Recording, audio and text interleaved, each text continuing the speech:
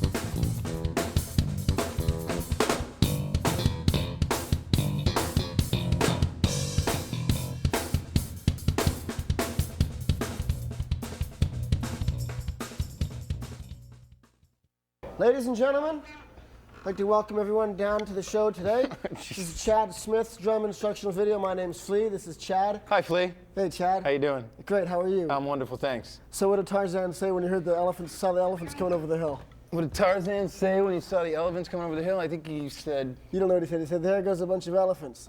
And what did he say when they came back later and they were all wearing sunglasses? He didn't recognize him. That's right. He didn't recognize him. He didn't recognize him, ladies and gentlemen. Okay, comedy hour's over. So now we're going to play a little number for you. Tasty little ditty. A little toe tapper? It's a real zingy little zesty, zany, zingy number that we think will really get your blood boiling and your testicles quaking. It's called Naked in the Rain. Ready?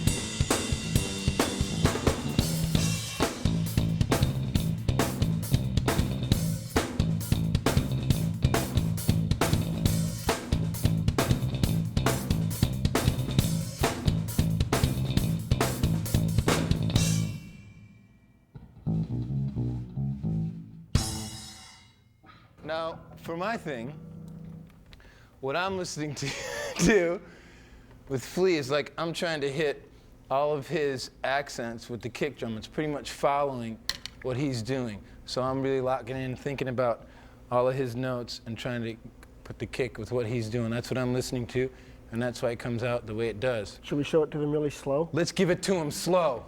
1, 2, 3, ah.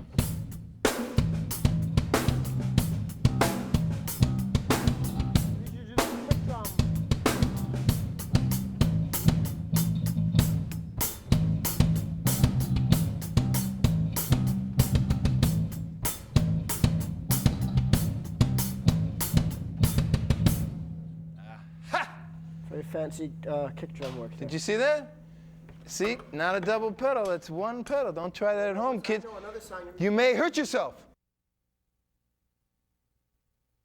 Grew up in Detroit, Michigan, the lovely Motown, and I was very influenced by all the stuff on the radio, and I started playing the drums when I was 7, and my father went to like a Baskin-Robbins ice cream type place and went in the alley and stole like the big, you know, the things that you scoop the ice cream out of.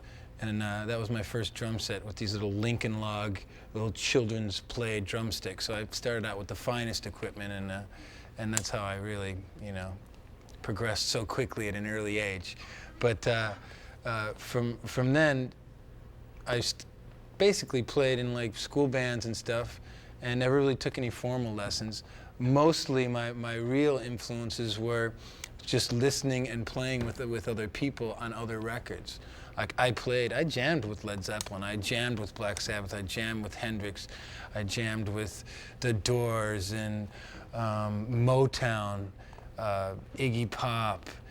There's like Sly and the Family Stone, James Brown, all these people. I'd put the headphones on and I'd play along to them. And the really important thing that I tried to do is, because there's so many different styles there, is I really tried to get in to the feel of what these drummers were, how they were, you know, injecting their personality into their bands. Like when Bonham, you know, was like a big influence, and my brother, I listened to all his records because I didn't have any, so he's to blame, but I had some pretty cool influences. But with Bonham, it was just, he was so funky. Like most people don't think of John Bonham's like a funky drummer, but he was like really funky and thrifty with his parts, and just, you know, with the heavy foot. So I try to sound like John Bonham when I play with Led Zeppelin, you know, and then when I go and say play with, you know, any of the groups that I'd emulate, I'd really try to sound like the drummer, and therefore with the different styles, try to plug into what they were doing. So that was a big learning thing for me, and it was really fun. I used to drive my mom crazy. You know, she'd be like flashing the light on and off in my bedroom, you know, and I'd be like, oh, and I'd be in this trance, you know, because I was like in the band. It was great. So another real